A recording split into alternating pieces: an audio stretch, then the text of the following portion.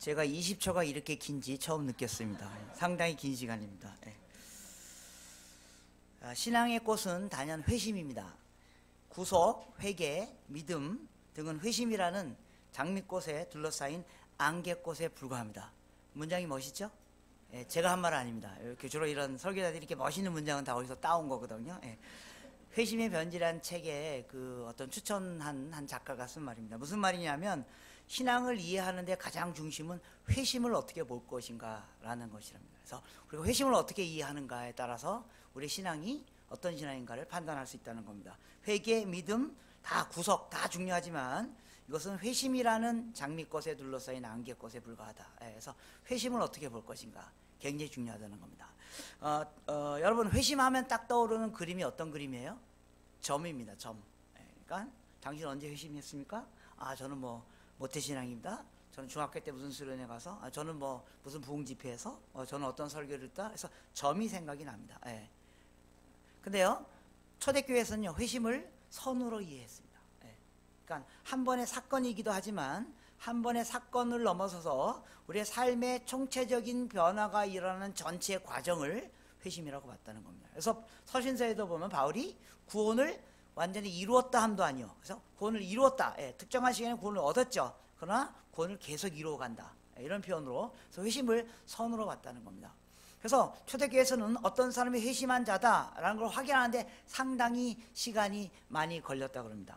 예를 들면 초대교회에서는요, 이제 여러분들 보통 회심한 사람에게 회심의 증표로 세례를 주잖아요. 그죠? 그래서 그리고 세례를 우리도 그렇게 하는데 세례 받기 전에 뭐 합니까? 세례 문답하잖아요. 그죠? 당신은 무엇을 믿습니까? 이렇게 사시겠습니까? 그러면 예, 그렇게 살겠습니다. 또 앞으로 교회 열심히 나오시겠죠? 예수 그리스도가 우리 십자가에 돌아가신 분을 믿습니다. 또 그래서 술 담배 하겠습니까? 예, 안 하겠습니다. 뭐 이런 거 다 물어보고 그 다음에 세례를 주잖아요. 그런 걸로 확인하고 그래서 너는 예수 믿는 사람이다. 세례를 줍니다. 그래서 이 세례 문답하는 과정과 하는 시점과 세례를 줄 때까지 어느 정도 시간이 걸립니까? 세례 문답하고 세례 받는 데까지 어느 정도 시간이 걸립니까? 보통 한 토요일 날 저녁 때 세례 문답하고 주일 날 세례 받고, 그죠? 보통. 그래서 이렇게 살겠습니까? 이걸 믿겠습니다. 네. 그러면 한 12시간 혹은 24시간 혹은 일주일 내에 세례를 줍니다. 초대교회에서는 당신이 이것을 믿습니까? 이렇게 삽니까? 라고 확인한 다음에 정작 회심한 자라고 세례를 주는 데까지 3년 정도 시간이 걸렸다는 겁니다. 정말 그렇게 사는지를 봤다는 겁니다. 그래서 회심은 한 번의 사건이기도 하지만 연속적으로 이어지는 삶의 변화라고 봤다는 겁니다. 그래서 회심의, 그런데 알란 크라이더라는 이제 초대 교회를 연구했던 신학자가 회심의 변질이라는 책을 썼습니다. 그게 이제 오늘 제가 설교의 제목이기도 한데요. 초대교회에서 생각했던 회심의 내용과 지금 우리가 생각하는 회심의 내용이 변질됐다는 겁니다. 초대교회는 회심을 이런 거라고 생각했는데 오늘 교회에서 회심을 이렇게 생각하고 있다는 겁니다. 그 변질의 내용이 무엇인가를 알란 크라이더는 세 단어로 설명했습니다. 뭐 영어 책이니까 이제 영어 단어로 설명했죠. B자로 시작합니다. Belief, belonging, behavior. Belief, 도대체 무엇을 믿는가? Belonging, 도대체 어디에 소속되어 있는가? Behavior, 어떤 행동을 하고 살고 있는가? 그래서 그들의 신앙, 즉 그들의 신념, 즉 그들의 신앙, 그들이 믿는 것과 그들의 소속과 그들의 행동에 지속적인 변화가 일어날 때만 회심이 됐다라고 봤다는 겁니다. 그래서 대부분 초대교회에서 교회에서 사용됐던 일종의 교리서, 교리를 가리키는 그런 책 중에 그걸 디다케라 그럽니다. 교리서. 오늘 우리가 읽은 서신서들도 대부분 교리서입니다. 교리서에 보면 이 세 가지 영역을 다루고 있다는 겁니다. 우린 도대체 무엇을 믿는가? 우린 도대체 어디에 소속되어 있는가? 우리는 어떻게 살고 있는가? 오늘 골로새서에서 여러분 대부분 나중에 서신서 한번 읽어보시면요, 정확히 이 세 영역으로 다루고 있습니다. 우린 도대체 무엇을 믿는가? 우리는 어디에 소속되어 있는가? 우리는 어떻게 살고 있는가? 그걸 가장 농축적으로 표현한 문장이 바로 오늘 우리가 읽은 골로새 1장 13절부터 23절의 말씀입니다. 오늘 고린도서 1장 13절을 보시면요, 그가 우리를 흑암의 권세에서 건져내사 그의 사랑의 아들의 나라로 옮기셨으니 라고 되어 있죠. 그래서 그는 누구입니까? 하나님을 말하는 거예요. 여러분, 성경에서 이제 주어가 명확하지 않을 경우는 하나님을 말하는 겁니다. 하나님께서 우리를 흑암의 권세에서 건져내사, 쉬운 말로 말하면 우리를 구원하셨다 그런 뜻이죠. 그래서 어떻게 했다는 거예요? 그의 사랑의 아들의 나라로 옮기셨으니, 즉 예수님의 나라로 우리를 옮기셨다는 겁니다. 우리가 구원받았다는 말은 단순히 예수 믿고 이쪽에서 살다가 어느 날 천국에 뿅 가는 거, 그런 걸 말하는 게 아닙니다. 물론 우리가 영원한 천국에 들어가지만 우리가 구원받는 것은 그의 사랑의 아들의 나라, 즉 예수 그리스도의 나라로 들어가는 거라는 겁니다. 그래서 나라라는 말은 성경에서 여러분들 혹시 하나님의 나라 뭐 이런 표현들 많이 듣죠. 나라라는 말은 통치권을 말하는 거예요. 통치. 예수 그리스도의 통치 안으로 들어가게 됐다는 겁니다. 구원 얻었다는 말은 그냥 죄사함 받고 그냥 이 세상에 살다가 어느 시점에 천국에 들어가는 게 아니라, 여러분 되게 웃기죠. 성경에서는 천국에 들어간다는 말이 거의 없습니다. 천국이 온다고 말합니다. 천국이 우리 가운데 온다. 천국이 너희 가운데 있다. 우리는 자꾸만 천국에 간다라는 개념을 많이 얘기하지 않습니까? 성경은 정확히 구원받은 것을 뭐라고 말하냐면 하나님의 아들, 즉 예수님이 통치하는 그 영역 안으로 들어간다 그러죠. 예수님이 내 삶을 통치하는 영역 안에 들어가게 되는 게 구원받는 길이다, 그런 뜻입니다.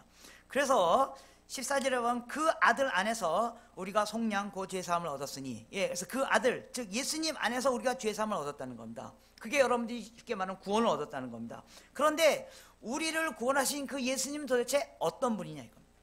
우리를 구원하신 예수님을 우리가 어떤 분으로 믿고 있는가, 그것이 바로 16절부터 17절, 17절, 18절의 말씀입니다. 16절, 17절의 말씀입니다. 그래서 초대교인들이 예수님을 어떤 분으로 믿었냐 하면 15절, 16절, 17절처럼 믿었는데, 우리를 구원하신 예수님은 보이지 아니하는 하나님의 형상이시여 모든 피조물보다 먼저 나시니니, 초대교인들이 예수님이 하나님이라는 사실을 깨닫게 됐다. 그래서 이 생각의 믿음의 변화가 점점 일어나기 시작했다는 겁니다. 그리고 그분은 하나님이라는 사실을 깨닫게 됐고, 그래서 16절 만물이 다 그에게 창조되어졌고, 하늘에 있는 것과 땅에 있는 것과 보이는 것과 보이지 않는 것과 모든 통치자들과 모든 권세자들이 다 그로 말미암고 그를 위하여 창조되어졌고, 그리고 만물이 다 그 앞에 굴복하게 되는 일이 일어나게 될 것이다. 그래서 모든 만물이 다 예수로 말미암아 제대로 그 자리를 차지하게 될 것이다. 무슨 말입니까? 여러분, 그래서 사도행전에 보면 초대교인들이 예수에 대한 믿음의 생각이 점점 변하기 시작합니다. 예수님을 어떤 분으로 믿기 시작했는 그 믿음의 내용이 점점 변했습니다. 그래서 초대교회에 보면 예수님을 부르는 호칭이 바뀝니다.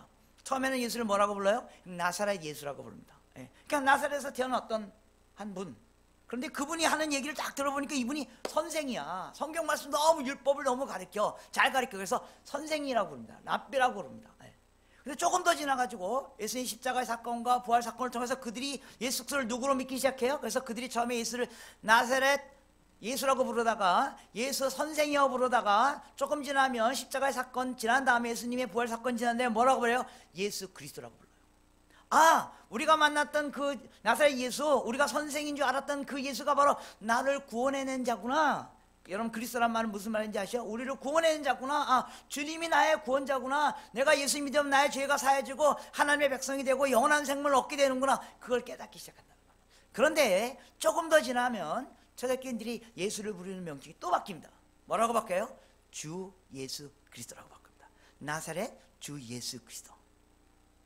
그러니까 예수님에 대한 이름이 점점 예수님을 부르는 명칭이 점점 바뀐다는 말은 예수님에 대한 생각, 예수님을 어떤 분으로 믿는가가 점점 바뀌기 시작해서 그런 뜻입니다. 처음에 그들은 예수님이 그냥 한 인물인 줄 알았어요. 좋은 선생인 줄 알았어요. 근데 그분이 우리를 구원해낼 자라는 걸 깨닫게 된 거예요. 할렐루야! 이거만도 놀라운 사실인데 점점 지나가면서 그들이 예수님이 바로 하나님이라는 사실을 깨닫게 돼요. 그리고 예수님이 바로 만물의 창조주이고 모든 만물의 주인이라는 걸 깨닫게 됩니다. 하늘에 있는 것과 땅에 있는 것과 권세자들과 능력자들과 모든 권세자들마저도 다 예수님에 의해서 만들어졌고 예수님이 창조했고 마침내 예수 앞에 무릎 꿇게 될 그 예수 그리스도가 바로 하나님이라는 사실을 깨닫게 되는 겁니다. 그래서 그들의 명칭이 뭐라고 바뀌어요? 주 예수 그리스도. 여러분, 여기 주라는 말은 당시 헬라어로 큐리오스 이랬다. 큐리오스.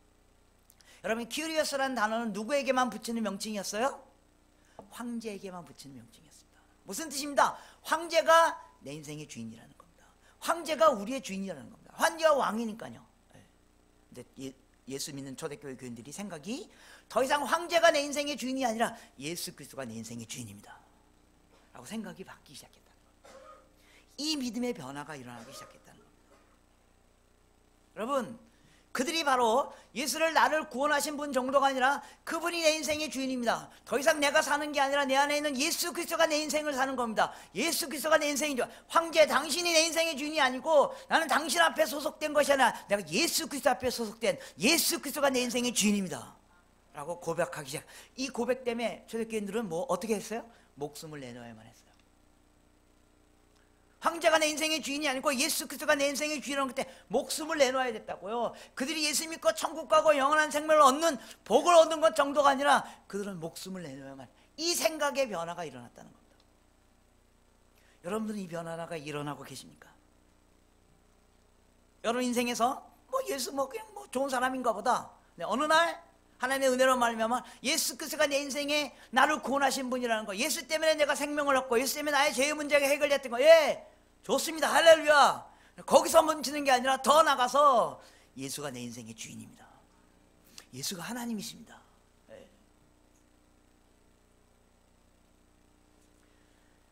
여러분 예수님 좋아하세요? 정말 좋아하십니까?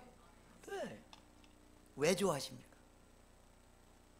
그분 내게 구원을 주셨기 때문에, 기도하면 응답해 주시고 나의 문제를 해결해 주시고, 그것뿐만 아니라 영원한 생명을 주신 분이기 때문에, 할렐루야. 그래서 예수님 너무너무 좋아요. 너무너무 좋아요. 근데요, 많은 경우 우리가 예수를 믿기는 하지만, 그래서 예수님이 나를 왜 구원하셨고 예수님 믿기만 하면 영원한 생명을 얻게 될 걸 믿기는 하지만 예수를 내 인생의 주인으로 따르진 않아요. 여러분 아세요? 예수 믿는 거 사실 상당히 쉬워요. 여러분 제 메시지 오해하지 마십시오. 예수 믿는 거 어떻게, 예수 믿는 과정이 어렵지 예수 믿으면 너무 쉬워요. 믿기만 하면 천국 가기 때문에, 믿기만 하면 영원한 생명을 얻기 때문에.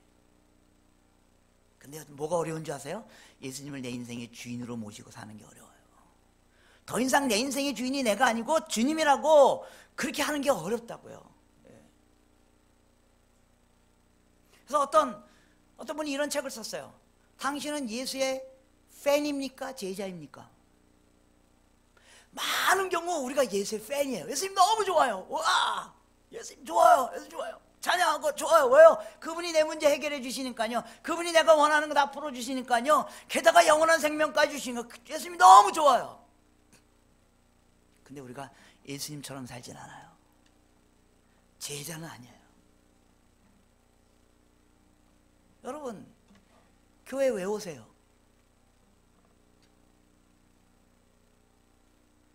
제가 갑자기 너무 이렇게 신경질적인 질문해서 죄송합니다.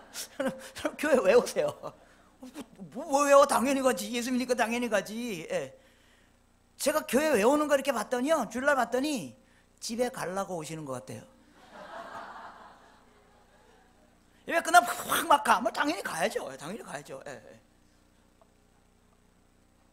근데 막 여러분 아세요? 제가 오늘 8시 예배에 제가 설교하느라고 제가 정신 아주 이렇게 안 깨놨고, 제가 어저께 밤늦게 대만에서 와가지고 정신이 없는데 오늘 아침 일부 예배 때 제가 뭐만 했는지 못 맡겼는지 모르고 막 하여간 정신없이 설교했는데, 아무튼 새벽부터 막 교회 막 주일날 쉬어야 되잖아요. 쉬어야지. 어저께가 일했는데 주일 아침. 근데 교회 왜 오세요?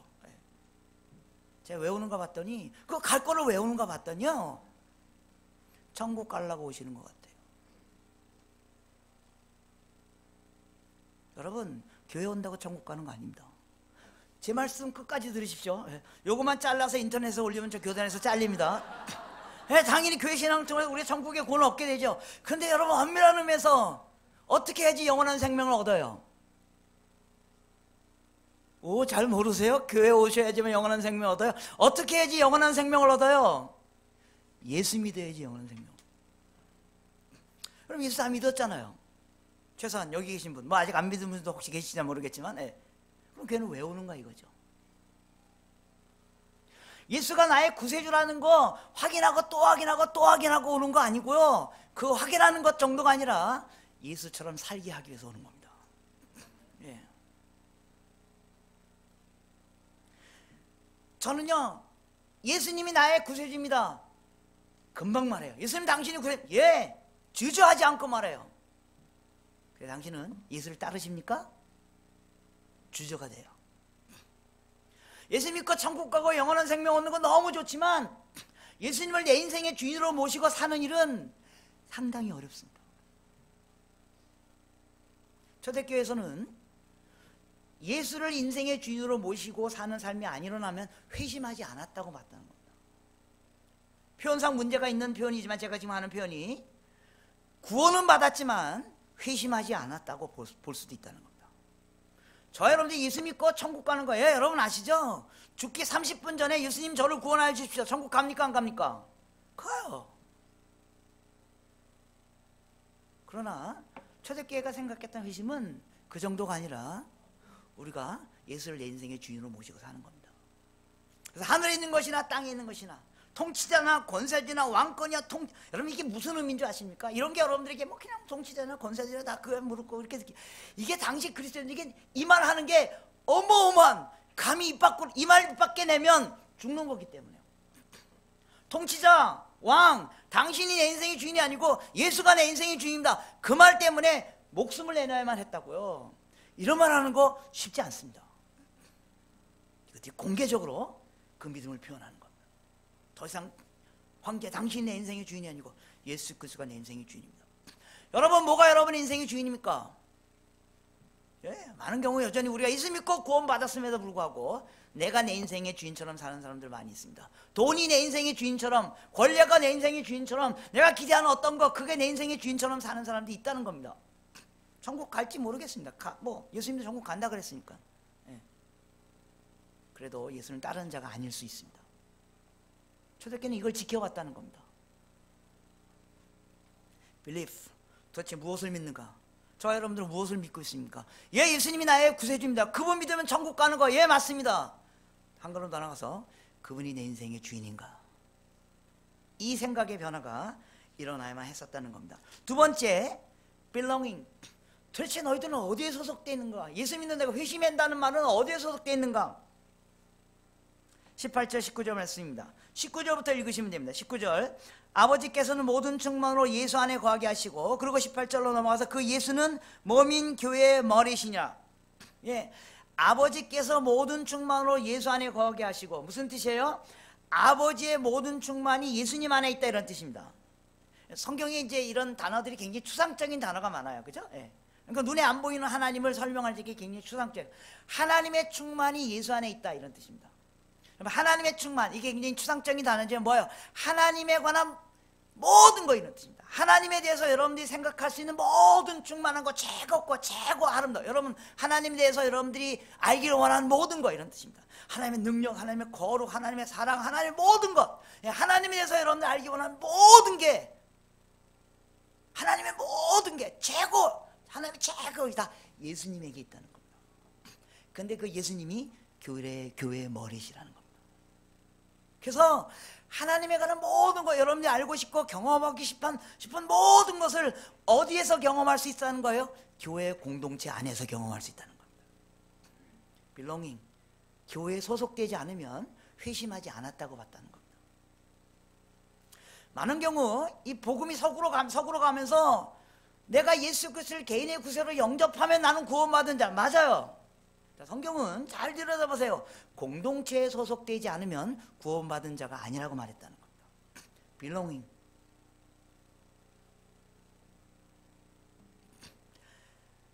여러분들은 교회에 소속되어 있습니까? 그리고 그 안에서 하나님의 충만함을, 여러분이 하나님께 대해서 알고 싶어하는 모든 것을 그 공동체 안에서 경험하고 계십니까? 오늘날 그리스도인의 문제가 뭐예요? 개인주의 신앙이에요. 나만 은혜 받으면 된다고 생각하는 거예요. 아닙니다. 나만 은혜 받으면 된다고 생각해요. 여러분만 은혜 받으면 된다고 생각하면 여러분 교회 안 오셔도 됩니다. 인터넷 틀어놔 보세요. 24시간 내내 정말 눈물 잘잘 흘리고 은혜 팍팍 오고 회개 팍팍 되는 설교 24시간 동안 들을 수 있습니다. 그럼 교회는 왜 오십니까? 이 피곤한 주일날 아침에.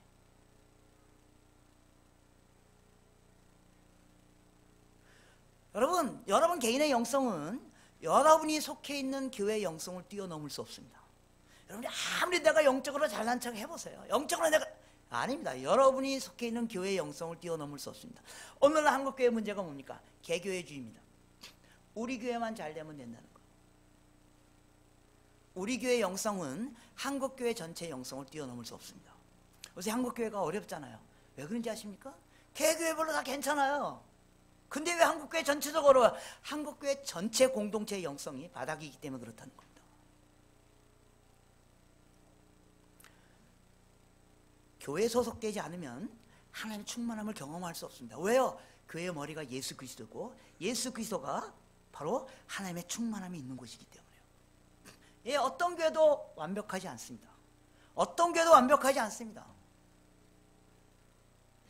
제가 여러분 교회 어떤지 잘 모르겠습니다. 가끔 우리가 퍼스펙티브 훈련할 때 와서 몇몇 분만 만났기 때문에 여러분 교회가 아무리 좋은 교회고 아무리 뭐 우리 교회 대단하다 그래도 여러분 교회에 문제가 있을 수 있습니다. 어떤 교회도 완벽하지 않습니다.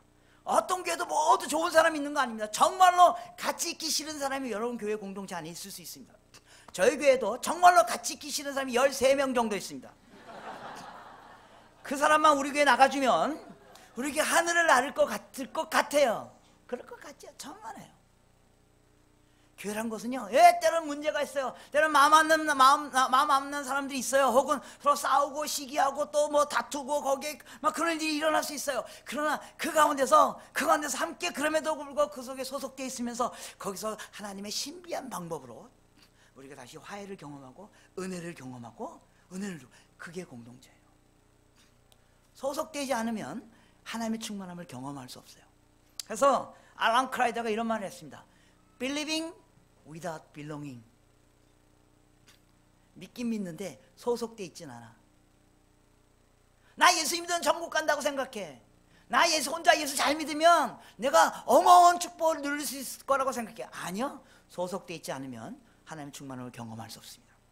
소속된다는 말의 의미가 뭐예요? 뭐 다 주일날 교회 나오죠. 그런 거 말하는 게 아닙니다. 소속된다는 말의 의미가 뭔지 아시죠? 교회 참여하는 게 아니라 교회에 소속된다고요. 소속된다는 말의 의미가 갖는 말은 뭐예요? 대가를 치러야만 합니다.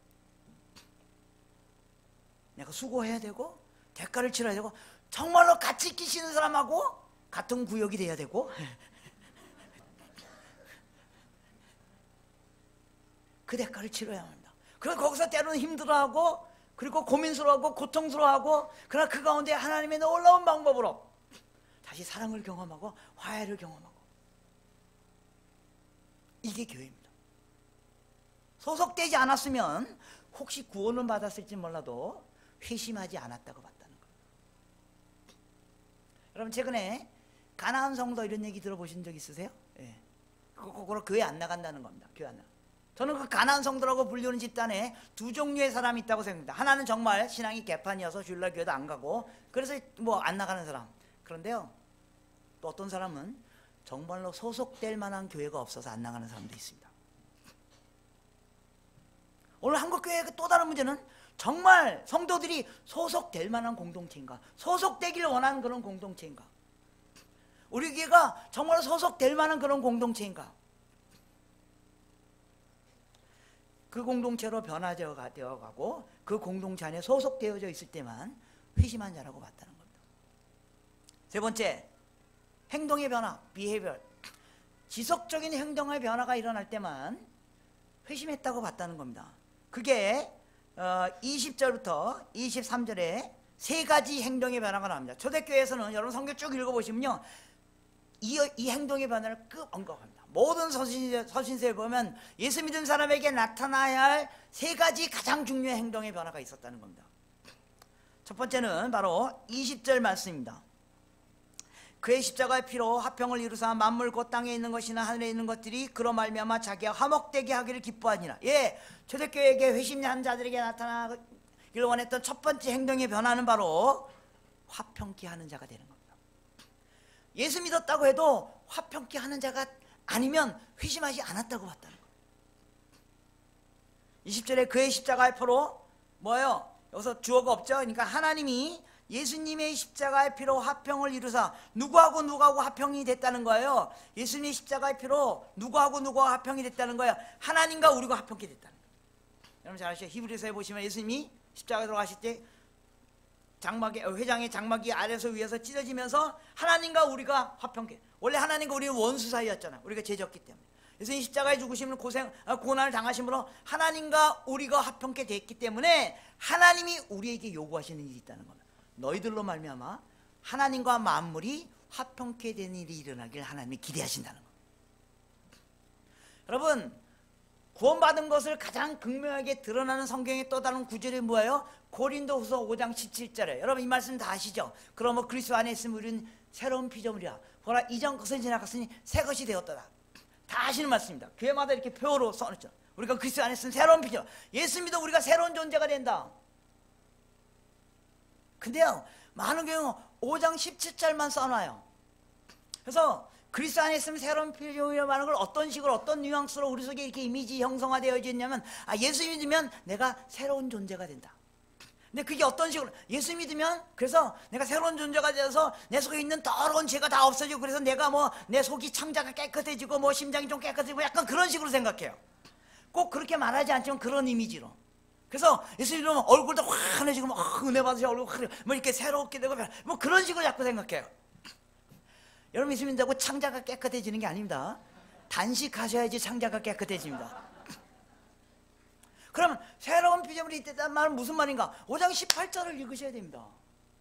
예, 고린도후서 5장 18절에 이렇게 되어 있습니다. 너희가 보라, 이런 것이 지나갔으니 새 것이 되었다. 18절에 모든 것이 하나님께로 났으니 그가 그리스도로 말미암아 우리와 자기를 화목하게 하시고 또 우리에게 화목하게 하는 직분을 주셨으니 그 하나님께서 그리스도 안에 계시사 세상을 자기와 화목하게 하시며 그들의 죄를 그들에게 돌리지 아니하고 화목하게 하는 말씀을 우리에게 부탁하셨으니, 화목하게 하는 자가 새로운 자가 됐다, 그런 뜻입니다. 화목하는 자가 새로운 피조물이야, 그런 뜻이에요. 그래서 예수 믿으면 믿은 사람에게 나타나는 가장 첫 번째 행동의 변화가 뭔지 아십니까? 화목하게 되는 겁니다. 평화를 만들어내는 겁니다. 평화 만드는 자가 아니면 회심하지 않았다고 봤습니다. 저 여러분들은 어떠십니까? 예수 믿는 경륜이 길어지면 길어질수록 우리가 더 화목하는 자입니까? 이상하게 내 속에 나타나는 현상은 뭔지 아십니까? 예수 믿는 경륜이 길어지면 길어질수록 더 짜증이 나.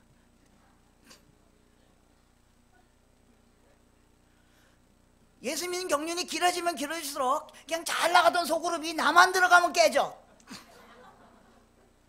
예수 믿는 경륜이 길어지면 길어지는 사람이 오면 뭔가 이상하게 문제가 잘 안 풀려. 회심하지 않는 자라고 봤다는 겁니다.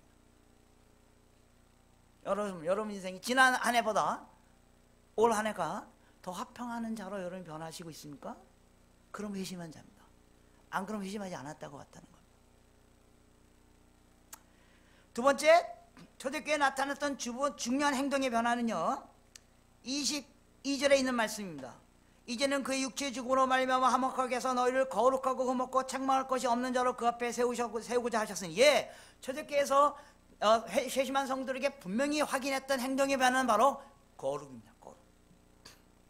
거룩이 하나님 앞에 서서도 흠이 없고 책망할 것이 없는 자로 변해져 가는 거, 그게 나타나야지만 회심했다고 봤다는 겁니다. 그래서 이 거룩의 변화가 일어나지 않으면 회심하지 않았다고 봤다는 겁니다. 여러분 제 메시지 오해하지 마십시오. 복음 뭡니까? 여러분 아무리 죄를 져도 주님 용서하시는 게 복음입니다. 그래서 여러분 주일날 교회 딱 왔을 때 어느 순간이 여러분이 제일 심리적으로 이렇게 편안함을 느끼기 시작하는 순간입니까? 대부분의 경우가 이런 경우입니다. 처음 시작하고 찬양 부르고 대피기도 하시는 분이 딱 올라오셔서, 장로님이 딱 올라오셔서 거룩하신 하나님 그렇게 부른 다음에, 그 다음에 지난 일주일 동안 지은 모든 죄를 사해 주시고, 요 문장에 우리가 내 교회 오길 잘했지. 그렇지, 내가 지난 주일 때 그걸 하나님 다 사해 주고 주님 앞에 나오면 다 사해 주고. 맞아요, 그게 복음입니다. 여러분 아무리 죄짓고 아무리 개판으로 살아도 죽기 30분 전에 주님 저희 죄를 용서해 주시오. 주님 용서해 줄까요? 안 용서해 주실까요? 용서해 주십니다. 그렇다고 해서 교회는 마약 먹는 곳이 아닙니다. 교회는 목욕탕이 아닙니다. 일주일 동안 실컷 죄짓고 주일날 와서 싹 씻고, 그리고 다시 나가서 또 싹 씻고, 막 죄짓고 또 주일날 와서 싹 씻고, 그래서 교회 오길 잘했다. 교회는 그런 곳이 아닙니다.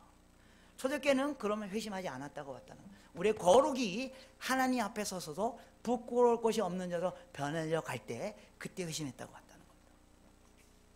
제가 몇 분까지 설교해야 되죠? 큰일 났다 이거. 6분, 지금 4분밖에 안 남았는데 큰일 났다. 아, 이게 예언을 하나 해야 되는데, 예. 하겠습니다. 조금 제가 3분, 예. 목사님께 양해를 구해놓고, 예. 여러분 텔레비전 프로그램 많이 보시죠?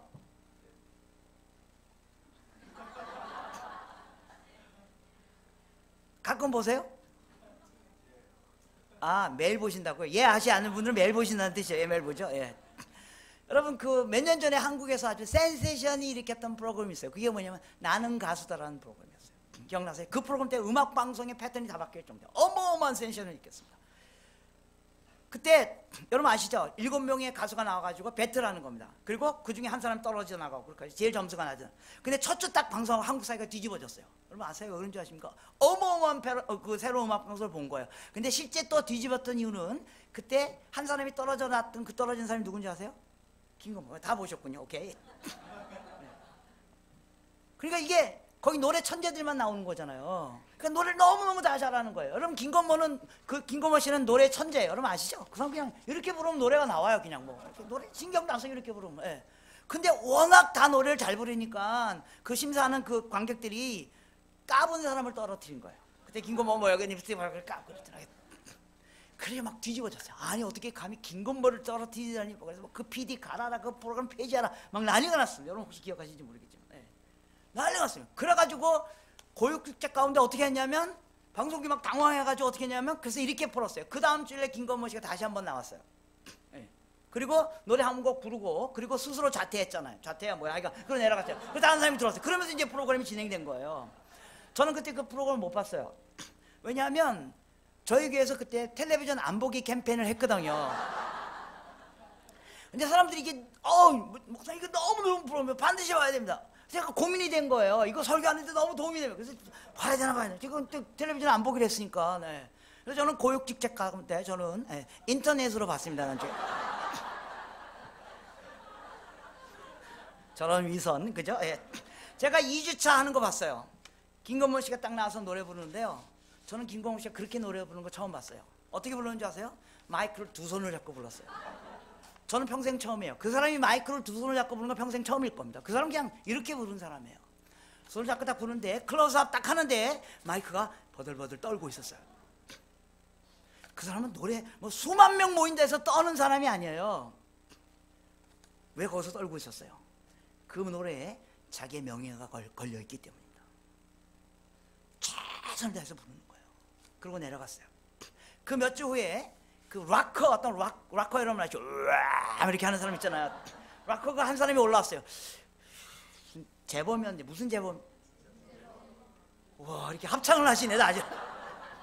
그 사람이 올라와가지고 한 3주인가 3번 노래 불러놓고 한국 사람 다 개우시켰어요. 그리고 그 사람 스스로 나가버렸잖아요. 저는 그런 사람이 있는지도 몰랐어요.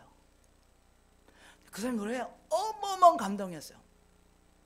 특히 마지막에 불렀던 노래가 뭐 너는 나의 친구야 뭐 내가 외롭고 슬프대 다 아시죠? 그거 불렀어요. 그게 원래 윤복희 권사님이 그 하나님에 대해서 생각하는 거예요. 내가 외롭고 힘들 때 하나님. 예.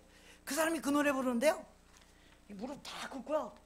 마이크를 딱 잡고 눈물을 막 흘리면서 딱 정말 감동적으로 불렀어요. 나중에 들어보니까 여러분 아시죠? 그 사람이 뭐 유명한 무슨 방송계의 그 아들인데 뭐 어쩌고 저쩌고 또 아내가 또 뭐 병 걸려 다 아시죠? 여러분 다 아시는? 예. 그래서 너무 힘들고 어려운데 막 그 상황에 나온 거예요. 그러니까 그 가사에서 자기 인생이 거기 그래서 막 눈물을 흘리면서 내가 외롭고 힘들 때 이렇게 부른 거 아시잖아요. 기억내.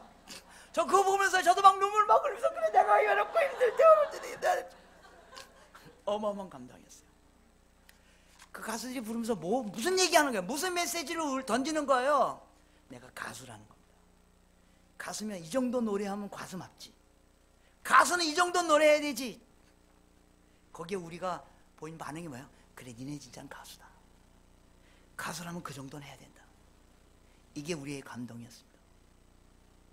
여러분 우리가 세상을 향하여 나 그리스도인이다, 나 목사다, 나 장로다, 나 집사다, 나 선교사다, 나 장로면 이 정도 거룩하면 됐지, 나 목사면 이 정도 거룩하면 됐지, 나 성도면 이 정도면 됐지 말하실 수 있으십니까? 우리의 거룩이 흠없음이 책망할 것이 없음이 하나님 앞에 서서도 부끄러울 것이 없는 자로 변해져 가는 사람들, 그런 사람들을 회심한 자라고 봤다는 거예요. 여러분 제 메시지 오해하지 마십시오. 예, 우리가 죄짓고 또 죄도 주님이 용서해 주십니다. 그렇다고 해서 계속 죄짓고 그걸 회심했다고 보지 않았다는 겁니다. 초대교회는 피 흘리기까지, 거룩을 위하여 피 흘리기까지, 그런 삶의 변화가 일어날 때 회심한 자의 행동이라고 봤다는 거예요. 마지막으로 23절 말씀, 만일 너희가 믿음에 거하고 터위에 굳게 서 너의 들은 바 복음의 소망에 흔들리지 아니하면 그리하리라. 이 복음은 천하 만민에 전파된 바요 나 바울은 이 복음의 일꾼이 되었느니라. 예, 초대교회에서 회심한 자에게 반드시 나타나야 할 행동이 바로 복음이 천하 만민에게 전파된 일에 참여하는 자였다는 겁니다. 복음이 천하 만민에 전파하는 일에 참여하지 않았으면 회심한 자가 아니라고 봤다는 겁니다. 여러분, 여기서 바울이 이렇게 말합니다. 내가 들은 바 복음의 소망에서 흔들리지 아니하고. 여러분, 성경에서 말하는 복음의 소망의 핵심이 무엇입니까? 우리가 다 소망이 있잖아요. 우리가 다 소망이 있잖아요. 뭐가 여러분의 소망입니까? 뭐가 여러분의 최종적인 소망입니까? 여러분의 소망이 뭡니까? 이쪽에 보니까 이렇게 결혼 안 하신 자매님들 계신 것 같은데, 뭐가 여러분의 소망입니까? 드디어 그 형제를 만나는 순간이요? 여러분, 인생이 절망의 시작입니다. 오늘 밥 먹는데 아내가 째려봐. 그래서 또 왜 그래, 또 말해봐. 그랬더니 아내가 말해봐 그랬더니 또 아내가 딱 내 인생의 절망이 언제 시작됐는 줄 알아? 그래서 내가 언제 당신 만나고부터요. 요즘 연세가 있으신 분, 뭐가 여러분 인생의 소망이 됩니까? 소망이 되기를 원하십니까? 예, 하나님께서 은혜 주셔서 뭐 좋은 직장 다니고 뭐 또 아이들 다 시집장가 다 보내고 잘 은퇴하고, 그래서 은퇴 자금 마련해 놓고 그 다음에 노후 자금 마련해 놓고, 그래서 바닷가에 앉아서 조개 껍질을 줍고 있는 거예요? 그런 게 여러분 소망이 될 수 있겠죠. 우리 모두의 최종적인 소망은 뭐예요? 주님께서 다시 오시는 거예요. 주님이 다시 오시는 거예요. 그래서 이 땅을 정말로 하나님의 통치, 더 이상 눈물도 없고 슬픔도 애통함이 없고, 이사에서 있는 것처럼 어린아이가 독석에 손 놓고 장년처럼 물지 않고 그 사자와 염소가 함께 부르는 그런 하나님의 아름다운 통치의 세상이 이 땅에 이루어지는 겁니다. 여러분, 이 주님의 재림이 반드시 오실 걸 믿으십니까? 예, 반드시 주님이 다시 오실 것입니다. 그게 우리의 소망입니다. 주님이 다시 오실 거, 반드시 다시 오실 것이기 때문에 주님이 오시기 전에 반드시 일어날 일이 성경이 있다고 말했습니다. 마태복음 24장 14절에 이 전국 복음이 모든 족속 가운데 증언되기 위하여 전파되리 그제야 끝이 오리라. 여러분, 주님이 언제, 여러분, 제가 지금 오늘 선교에 대해서 말하라고 저 초대했잖아요. 그런지 안 그런지 잘 모르겠지만 아무튼 제가 선교란 말 한마디도 안 썼습니다. 제가 설교할 때 선교란 말 한마디도 안 썼습니다. 선교는 프로그램이 아닙니다. 프로젝트가 아닙니다. 몇몇 헌신되어 있는 사람, 지금 영국에 가 있는 그분들, 그분 당기든 그분 선교 열심히 있으니까 그분들 헌신되니까 그분 선교사라고 우리는 그런 거 아닙니다. 선교는 프로그램이 아닙니다. 선교는 프로젝트가 아닙니다. 주님이 오시는 길입니다. 우리 모두의 소망은 주님이 오시는 거예요. 주님이 오실 수 있는 유일한 조건이 뭔지 아십니까? 이 복음이 모든 민족 가운데 전파될 때만 주님이 다시 오십니다. 이게 우리의 소망입니다. 이 소망에 참여하는 자들, 이들을 회심한 자라고 봤다는 겁니다. 이 회심의 올바른 본질이, 변질이 아니라 본질이 여러분의 교회 안에 일어나길 축원합니다. 이 시간에 같이 기도했으면 좋겠습니다. 제가 세 가지 얘기했습니다. 회심한 자에게 나타날 세 가지 행동. 빌리프, 도대체 우리는 무엇을 믿는가? 예수가 내 인생의 구세주 정도가 아니라 그분은 내 인생의 주인입니다. 나의 삶의 모든 것들이 당자 앞에 달려 있습니다. 그래서 세상에 대해서 혹은 나 자신에 대해서 제가 노하고 그리스도에 대해서 예스하는 그런 예수님에 대한 믿음의 변화가 일어날 수 있도록 축복하여 주시옵소서. 두 번째, 우리가 소속되게 주님 축복하여 주시옵소서. 교회만 왔다 갔다 하는 존재가 아니라 그냥 은혜 받으러고 설교 들으고 은혜 받으러 하는 존재가 아니라 이 공동체에 소속돼서, 때는 거기서 어려운 일 있고 힘든 일 있고 하기 싫은 일 있고 짜증나는 일이 있지만 그러나 그 가운데서 하나님의 신비스러운 방법으로 하나님의 충만함을 경험하는 그런 교회, 그런 우리들 되게 축복하여 주시옵소서. 우리의 행동이 변화되게 주님 축복하여 주시옵소서. 우리가 화목케 하는 자가 되게 축복하여 주시옵소서. 우리가 거룩을 위하여 피 흘리기까지 애쓰는 자가 되게 축복하여 주시옵소서. 복음이 땅끝까지 전파되고 그래서 주님께서 다시 오시는 그날을 소망하는 저희들 되게 축복하여 주시옵소서. 이런 믿음의 변화와 소속의 변화와 행동의 변화가 우리 가운데 일어날 수 있도록 해서 축복하여 주시옵소서. 기도하겠습니다. 기도합시다. 아버지 하나님,